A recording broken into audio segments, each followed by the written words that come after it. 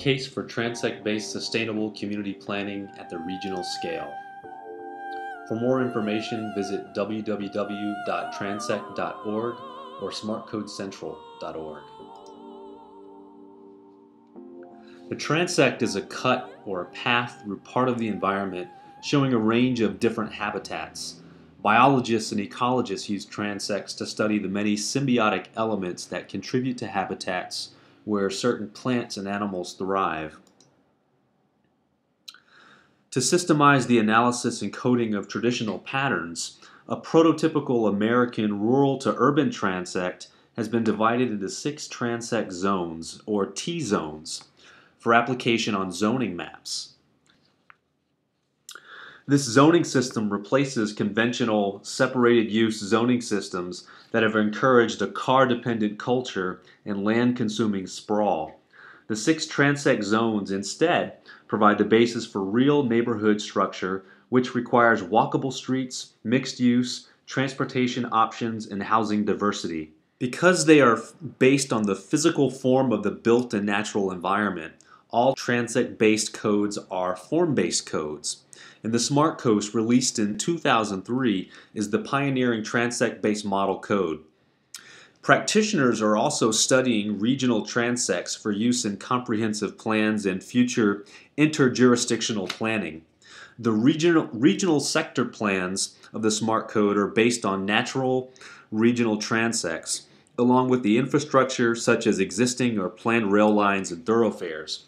And before we get into that, it's really based on shaping 3 different types of land development patterns, from clustered land development that's appropriate at the rural and hamlet scale, to traditional neighborhood development in more urbanized areas, and regional centers, which you would recognize as town centers or metropolitan centers in urban areas. The regional scale plans are sector-based. The preserved open sector consists of open space that is protected from development in perpetuity. We would never build on it. And preserved open sectors consist of the following categories: surface water bodies, protected wetlands, protected habitats, riparian corridors, purchased open space, conservation easements, transportation corridors, or areas residual to cluster land development. The reserved open sector is space that is currently not protected from development, but it probably should be. And some examples of that would be floodplains, including special flood hazard areas, really steep slopes, open space that should be acquired, corridors that will have to be acquired in the future, buffers, legacy woodland, farmland, and even view sheds that are important. And what's important to note is that reserved open sectors can be a transfer of development rights sending area for the gradual sale of rights for development in the controlled growth sector and the intended growth sector. Now, the restricted growth sector shall be assigned to areas that have value as open space, but nevertheless are subject to development, either because the zoning has already been granted or because there's no legally defensible reason in the long term to deny it. Within the restricted growth sector, clustered land development might be permitted by right.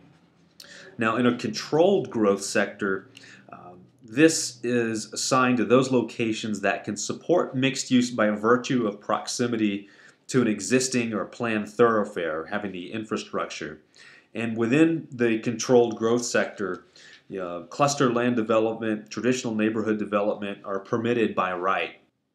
Any traditional neighborhood development on an existing or projected rail or bus rapid transit network may be redesignated in whole or in part as a transit-oriented development and permitted the higher density represented by the parking allowances. Now, in an intended growth sector, is assigned to those locations that can support substantial mixed use by virtue of proximity to an existing or planned regional thoroughfare and or transit. The infill growth sector is assigned to areas that are already developed, having the potential to be modified, conformed, or completed in the patterns of infill, traditional neighborhood development, or even regional center downtowns. And then you have special districts, which are assigned to areas that by their intrinsic size or function or configuration cannot conform to the requirements of the three land development patterns that we've already talked about. There are lots of examples of regions throughout the country that are employing the sector-based transect planning. Some great examples are in Fayetteville, Arkansas, along the Gulf Coast in Mississippi. There are other locations throughout the country, all over the country, at various scales that have employed this very successfully. So when you have at a larger scale these sectors of preserved to planned infill growth, you overlay the T-zones from rural preserved to the urban core and municipalities, and then you start to apply to each of these zones the types of development land patterns that are appropriate. You can see how this can be a really effective tool for managing land at the regional scale, down to the local, down to the block, down to the building. These circles that you see can be thought of in terms of pedestrian sheds, so it's a great organizing factor for where we put transportation.